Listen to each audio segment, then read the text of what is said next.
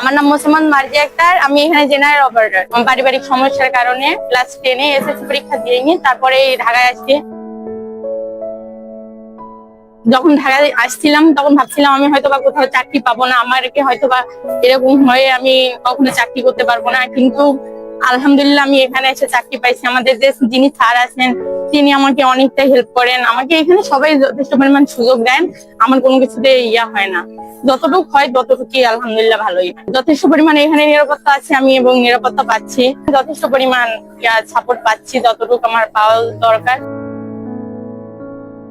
আমরা হচ্ছে 3টা ভাই বোন, আমার 2টা ভাই ছোট, আমি বড় মেয়ে। আমার বাবা এখানে এসে তো একটু একটু হলেও তো আমার বাবা মাকে আমি হেল্প করতে পারছি। আমি চাই যে আমার ছোট 2টা ভাই আছে, আমার ভাই 2টা যাতে বড় হয়, আমার বাবাকে যেন আমি অল্প একটু হলেও হেল্প করতে পারি।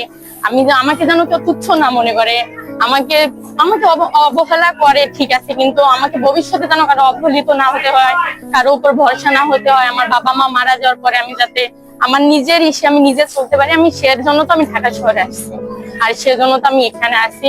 যতদিন আল্লাহ আমাকে সুস্থ রাখবে আমি এটাই চিন্তা ভাবনা করবো যে আমার নিজের ভবিষ্যৎ যাতে আমি এখান থেকে একটু করতে পারি, সেজন্য।